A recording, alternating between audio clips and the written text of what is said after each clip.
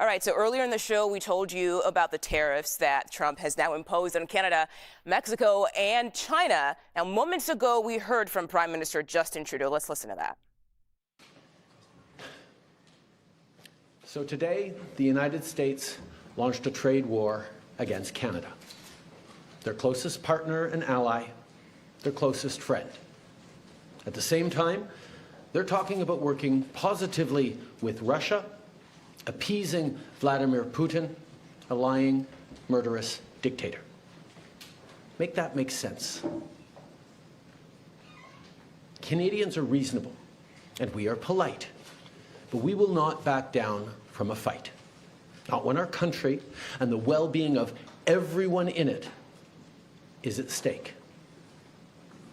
At the moment, the U.S. tariffs came into effect in the early hours of this morning, and so did the Canadian response. Canada will be implementing 25% tariffs against $155 billion worth of American goods, starting with tariffs on $30 billion worth of goods immediately, and tariffs on the remaining $125 billion of American products in 21 days' time. Encore aujourd'hui, on se voit forcé d'imposer des droits de douane de 25% sur 155 milliards de dollars américains de marchandises. 30 milliards de marchandises américaines, excusez-moi. 30 milliards de dollars de façon immédiate et dans 21 jours, 125 milliards de dollars de marchandises de plus. Today, we will also be challenging these illegal actions by filing dispute resolution claims at the World Trade Organization and through the USMCA. But in the meantime, our tariffs will remain in place until the U.S. tariffs are withdrawn, and not a moment sooner. And should these tariffs not cease, we are in active and ongoing discussions with provinces and territories to pursue several non-tariff measures. Measures which will demonstrate that there are no winners in a trade war. Now, just like I did a month ago, I want to speak first directly to the American people. We don't want this. We want to work with you as a friend and ally. And we don't want to see you hurt either. But your government has chosen to do this to you. As of this morning, markets are down, and inflation is set to rise dramatically all across your country. Your government has chosen to put American jobs at risk, at the thousands of workplaces that succeed because of materials from Canada or because of consumers in Canada, or both. They've chosen to raise costs for American consumers on everyday essential items like groceries and gas, on major purchases like cars and homes, and everything in between. They've chosen to harm American national security, impeding access to the abundant critical minerals, energy, building materials, and fertilizers that we have and that the United States needs to grow and prosper. They've chosen to launch a trade war that will, first and foremost, harm American families. They've chosen to sabotage their own agenda that was supposed to usher in a new golden age for the United States. And they've chosen to undermine the incredible work we've done together to tackle the scourge that is fentanyl, a drug that must be wiped from the face of the earth. So on that point, let me be crystal clear. There is absolutely no justification or need whatsoever for these tariffs today. Now, the legal pretext your government is using to bring in these tariffs is that Canada is apparently unwilling to help in the fight against illegal fentanyl. Well, that is totally false. Let's look at the facts. Our border is already safe and secure. Far less than 1% of fentanyl flows and less than 1% of illegal crossings into the United States comes from Canada. But we acted because we know we can always do better. We responded to concerns, including from the President, by implementing an ambitious $1.3 billion border plan. A border plan that includes generational investments in new AI and imaging tools to stop the flow of fentanyl in its tracks, stronger coordination and information sharing with American agencies, along with the deployment of drones, helicopters, and additional personnel to keep our border secure. Now, a month ago, as part of an agreement with the United States that paused the tariffs, we made further commitments. We appointed Kevin Brasseau as our fentanyl czar, a man who dedicated his multi-decade career in law enforcement to combating organized crime networks and drug trafficking. We designated 7 drug cartels, sick, evil groups who cynically profit off the pain and suffering of people on both sides of the border, as the terrorist organizations that they are. And just yesterday, we launched a new joint operations partnership supported by a $200 million investment between Canada's security and law enforcement agencies, a partnership that will enhance the coordination of information and intelligence in order to thwart criminal gangs involved in the illegal fentanyl trade. And critically, our actions are working. As the U.S.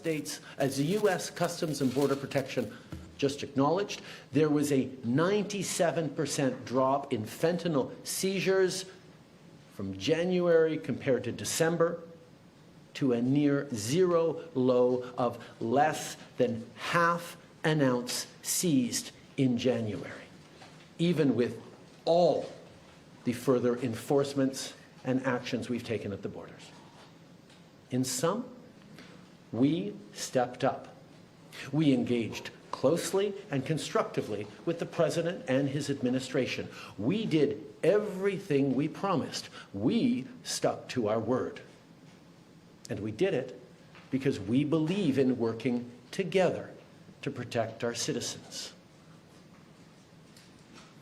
Now I want to speak directly to one specific American, Donald.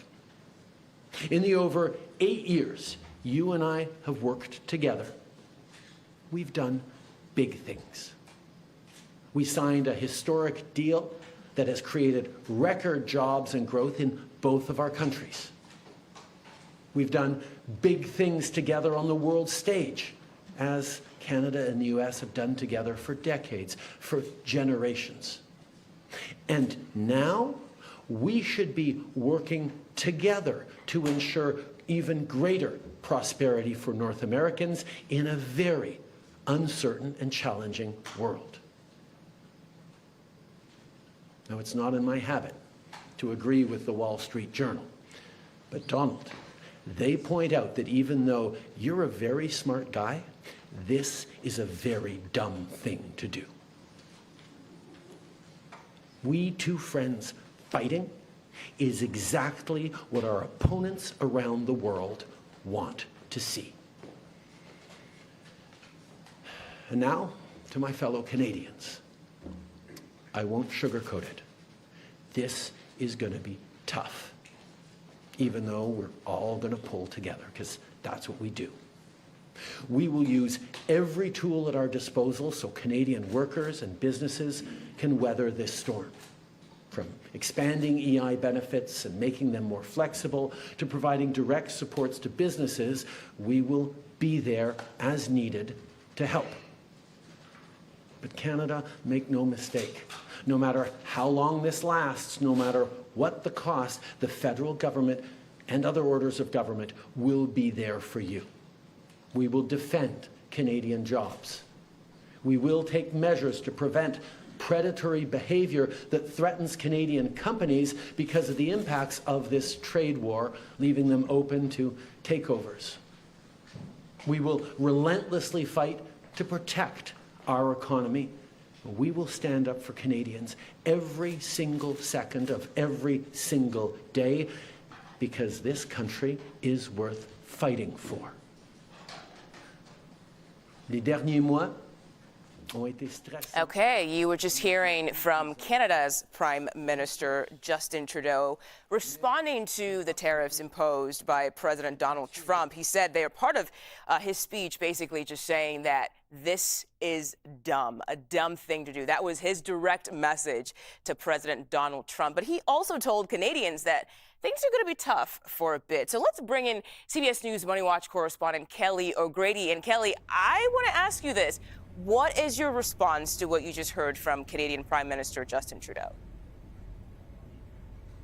So I look at this in terms of two ways, Mugo. I mean, free trade, Canada, Mexico, these are two of our biggest trading partners. And we have built so many of our various supply chains, whether it is the automotive industry or the energy industry, to have free trade going across those borders. So from one perspective, this is tough, and both sides are going to feel the pain because they're so interconnected and reliant on each other. And I think it also does send a message when there are trade agreements in place, like the USMCA, that is the US-Mexico-Canada agreement that was done during President Trump's first term, that, well, you can go back on your word. And so there is one half of me that looks at it this way. The other half of me looks at it as, look, Trudeau is correct. Canadians are going to feel pain. We will feel pain here in this country, but Canadians are going to feel it more. They are more reliant on the U.S. when it comes to trade. So much of what they export when it comes to lumber, aluminum, steel, energy does go to the U.S. So I would question Prime Minister Trudeau if I were in the room there and say, how long are you going to be able to hold out? I want to ask you about this because fears of a trade war has investors feeling uneasy. What can you tell us about the global market reaction so far? It has been bad. So yesterday, when President Trump confirmed that these tariffs on Mexico, Canada, and further tariffs on China would go into place as of 12:01 this morning, if you were looking at the Dow like I was, Mugo, you saw it go right like this. It just dropped. And we closed down over 600 points. I just looked at the Dow before I hopped on with you. We were down another 700 points, though the NASDAQ was flirting with correction territory. That means sort of, it is coming back. But investors were investors hate uncertainty, but more than anything, they really hated the certainty around that these tariffs were going to go into place. And that is because that is going to hit the bottom line of many retailers, many automobile companies, many tech companies. It's going to hurt consumers. I think what you had seen up to this point is investors were hoping that this was just a threat, that there was going to be a negotiation, which there still may be. These tariffs can be rolled back at any time, but that's what you're seeing from the global market right now, the knowledge that there is going to be at least some short-term pain for companies and consumers alike. All right. Kelly O'Grady, thank you so much. Appreciate it.